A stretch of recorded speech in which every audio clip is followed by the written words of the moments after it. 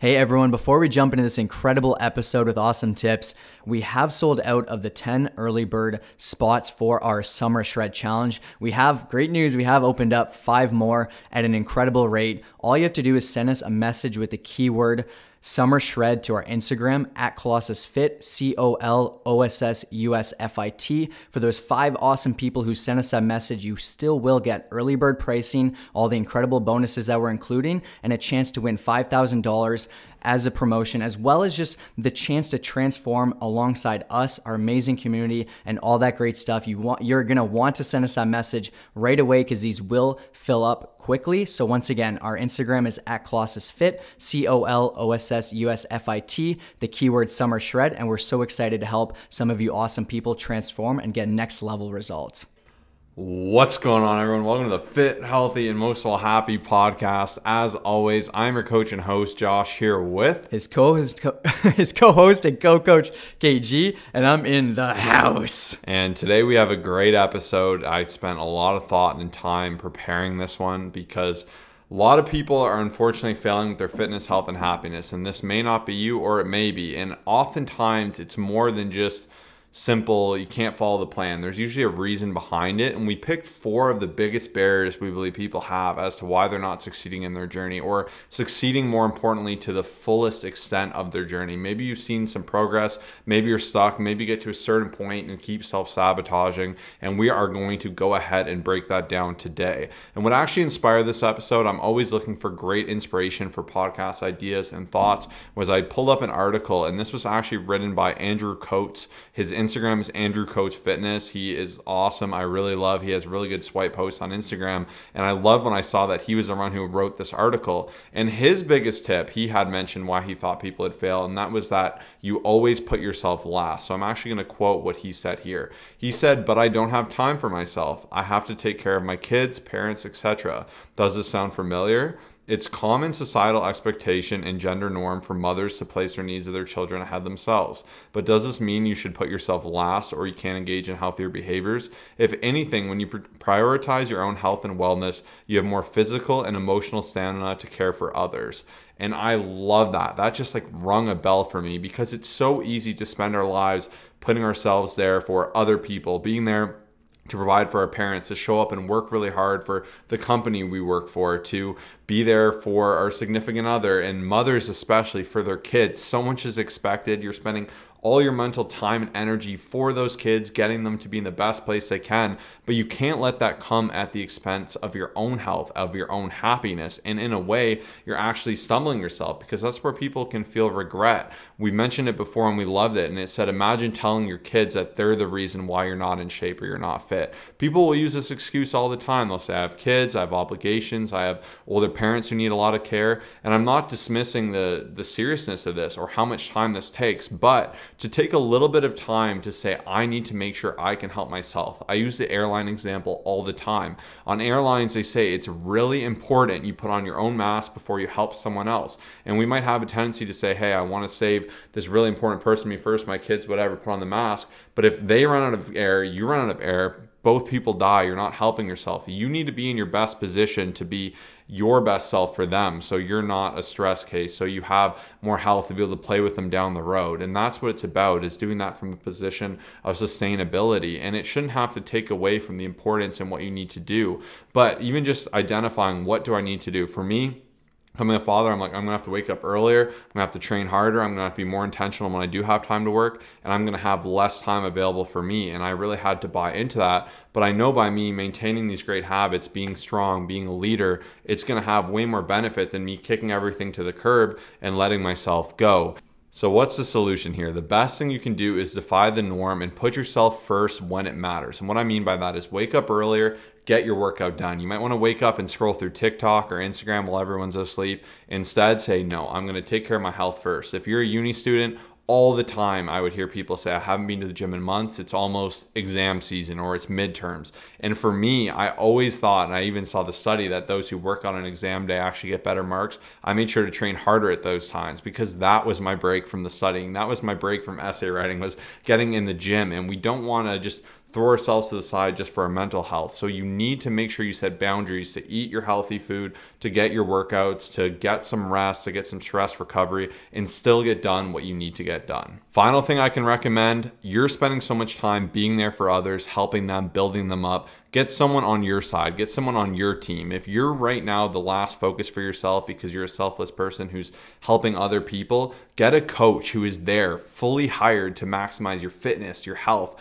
your happiness, your sustainability, to be on your team, to see around corners, to provide you with the consistency, the accountability to actually get to where you need to go. When things are really tough, someone say, hey, keep pushing, let's do this, let's make this change, let's modify this. You don't have that as much time this week, here's how we can make an adjustment so that you can see progress no matter what you're going through. And I promise you, we've worked with people with the craziest situations, the craziest commitments, with dozens of kids, crazy numbers of things, jobs, all these different things. There always is a solution. You just need to make it work within your life, and we are experts at this. And this Summer Shred Challenge is a fantastic time to take advantage of this and get the early access rate. So once again, to participate in that, DM Summer Shred to us on Instagram at ColossusFit, COLOSSUSFIT.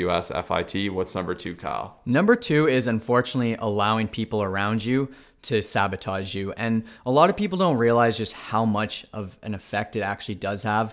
Just the people around you, family members, friends, like all that other stuff. And unfortunately, it usually is negative versus positive, right? You think like, oh, this person's going to bring me up. They're going to encourage me. They're going to push me and all this other stuff. But yeah, it's typically not the case. And I see so many scenarios like firsthand, but also like from an outside perspective of like different people's relationships and just seeing how it can negatively bring them down and just have such an impact. And I really loved what Andrew said. I'm actually going to read it now. It was in his article as well. And he said, people often feel insecure about their appearance and their choices. They feel guilt and shame for their own perceived lack of effort with healthy nutrition and physical activity. When someone around them starts dieting and exercising, it can trigger those feelings. It's human nature to want to make those unpleasant feelings go away. This means making the shame trigger stop by running interference. And it's crazy. And like when it comes down to the solutions, I love when Josh was planning this episode to have these as well. And even for me personally, it's just thinking of who's around you and who's in your circle. I can confidently say my circle is cheering for me. We're all pushing each other, even just Josh, having him by my side. It's incredible because we're always like, hey, you want to go rock climbing? You want to do this? Like, everything is, we're on the same page. We're able to succeed together. And I think that's just so powerful. But like asking yourself that question of what's your circle look like and how are they helping me in my situation of my fitness journey? How are they supporting me and all that great stuff? And I love that he also brought up the Summer Shred Challenge that we have taking place, because the best part is here in this case, you not only have one coach, you have multiple coaches in the community cheering for you, supporting you, engaging in your Facebook stuff, checking in with you, doing all this great stuff, but the entire community of people doing very similar things. And that's why I think a lot of people do succeed when they do have that atmosphere where they maybe go to a gym and they, have people who are striving and cheering and stuff like that. But the best part is you can get this literally online from our amazing Facebook community and just entire team. But past that amazing opportunity that I think you should definitely send us a message, I would say also learning how to say no in a respectful way and getting good at it. So there's always going to be peer pressure. There's always going to be people trying to bring you down with them, like I was saying before. But I think one of the greatest skill sets is being able to assess a situation. And if it's not something you want to do, let's say, crappy food, crappy drinks, just skipping workouts and stuff, being able to just look someone and say, hey, I'm good, I'm going to pass. You definitely don't need to give an explanation, but just being able to just get good at that is so powerful. And, even just if someone brings in donuts and all this other stuff to work, like having that willpower, like learning to just say, hey, I'm totally good. I think a lot of times people feel guilty when they say no to this cooking and, that situation and that special event. But yeah, just like learning how to deal with like unsupportive coworkers, partners, like it's always difficult, but just I think one of the biggest things also past that is having those boundaries, having those tough conversations, being able to say no, like I said, and this alone can just help you make leaps of progress. It can help you stop stalling and just going backwards, and it's such an important thing to consider.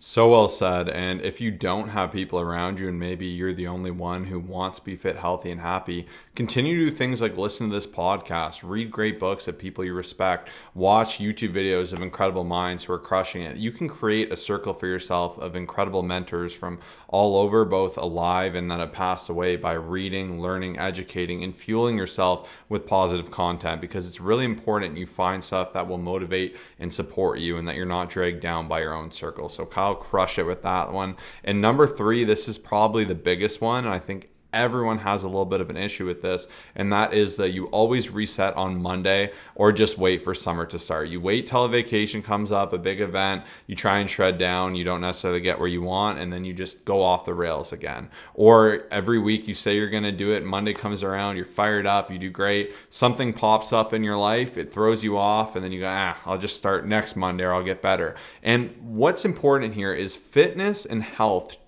in particular is something you can't just turn on and off. It's something you need to be fluid with. You need to do for the rest of your life. I love the quote that Bruce Lee said, that we need to be like water. And to me, that means that we need to be flexible. We need to be able to adjust. Water could fill a cup and be calm and still. Water can erode amazing, crazy rock. It can be a waterfall. And what I'm getting at with this water analogy is you need to be flexible in any situation. There needs to be times where you say, this is an incredible opportunity. I love the wedding example. I'm going to enjoy myself here. I'm going to go moderately over, but I'm going to remove that all or nothing attitude. For me, I'll sometimes say maybe I'll have 500 extra calories. I know that'll put me a little bit behind my goals, but it won't kill me. But I'm limiting myself from easily going 2,000, 3,000, 4,000 calories over in my situation. There's other times too where I'm out. It's a cool situation. This dessert, I've hit my calories. I'm like, I don't need this. I want to hit my goals. I'm in line with it, and I'll adjust myself to be okay with that.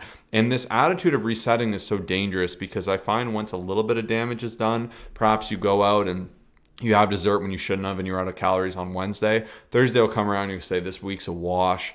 Get back to it next week. And you don't go to the gym, and then you stop tracking, and then you eat horrible and you gain all this weight. And the problem it can be that's so bad about it, it's just a horrible behavior, because it's a behavior of needing to be perfect, falling off, resetting, disappointing yourself again, and it will make you dread the process. It will make you hate health. It will make it seem impossible. Whereas when you find that ability to be fluid and to make health part of your life and to say, hey, I messed up, I'm going to learn from it, life goes on. These are all tools that you can go ahead and use. So avoiding that habit of constantly resetting and only being good or bad in your journey is one of the biggest mistakes you can do. And the good news is there are solutions. So the first is to set realistic expectations for yourself. Learn tools, learn about pre-logging, learn how to look up menus of places when you're going out, learn about your situations, create static, healthy breakfast. Really give yourself a framework for success. And then when variables come, you can always rely and lean into that framework. The next thing too is to challenge yourself. It's hard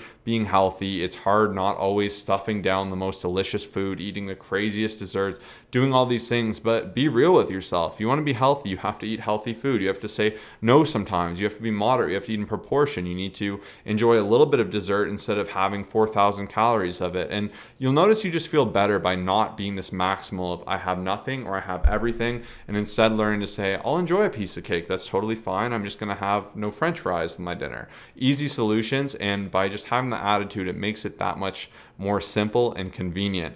And my next thing is to forgive yourself. We're going to make mistakes. We're not going to be perfect. We're going to miss a workout. We're going to get overwhelmed. We're going to have a bad day. Forgive yourself and don't need a whole nother day. Don't keep slamming the phone on the ground. Kyle Love, it's the example. He's mentioned it before. If you drop your phone, you're not going to go, this phone sucks, and start hammering it on the ground. At least I hope not. Instead, you're going to pick it up and baby it, be careful, and just continue on with your life. And it should be the same way in your fitness journey. So once again, planning, give yourself the best framework for success, listen to things that motivate you, have accountability partners, have set goals, have things you're working towards, be real. Don't be giving yourself unrealistic macronutrient goals, unrealistic training regimens. Do things from a position of sustainability in a way that's going to allow you to progressively get healthier, because I'd rather progress 1% every day than for 90 days progress 300%, lose it all at the end of the 90 days and be back to square one. Yeah, just like the need to be perfect and just that all or nothing mindset, I know kills so many people. Just that constant up,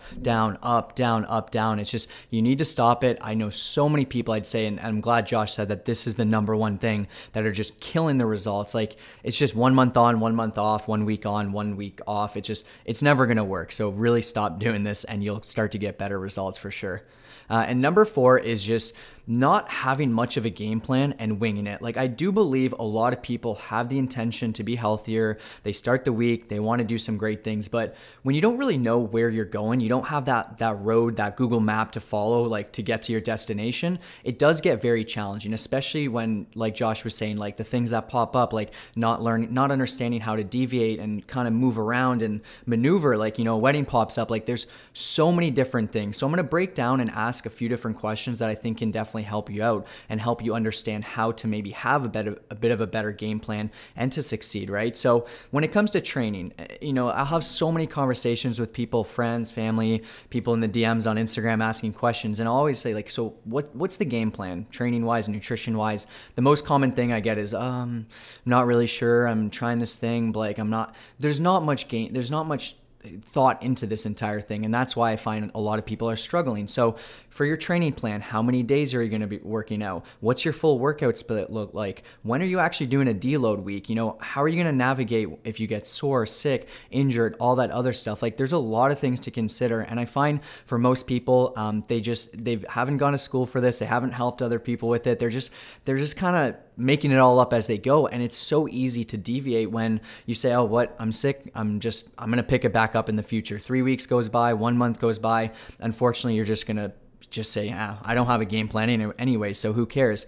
For macros and calories and nutrition, how many calories you're going to be consuming? What's your protein intake? Where do you even keep track of it and monitor your progress? What's your grocery list look like? When do you go grocery shopping?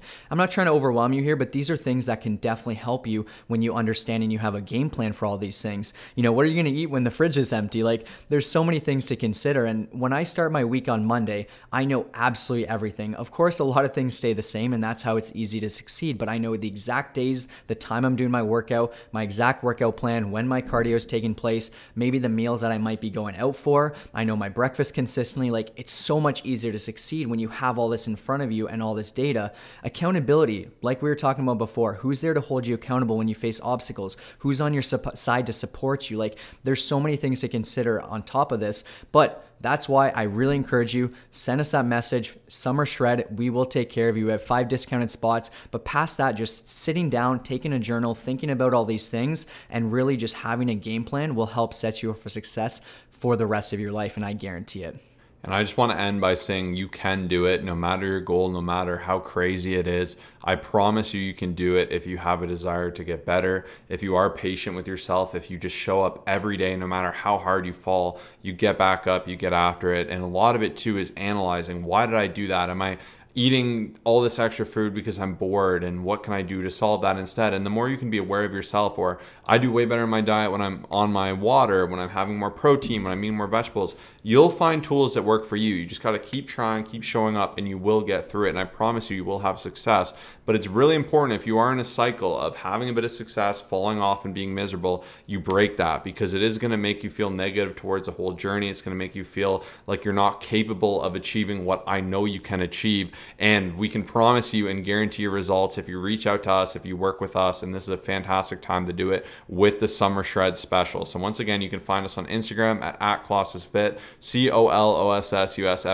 But we want to thank everyone for tuning in today. We really hope these help you break some of those self-limiting beliefs that are stagnating your potential in your journey. But we will see you in the next episode. Peace out.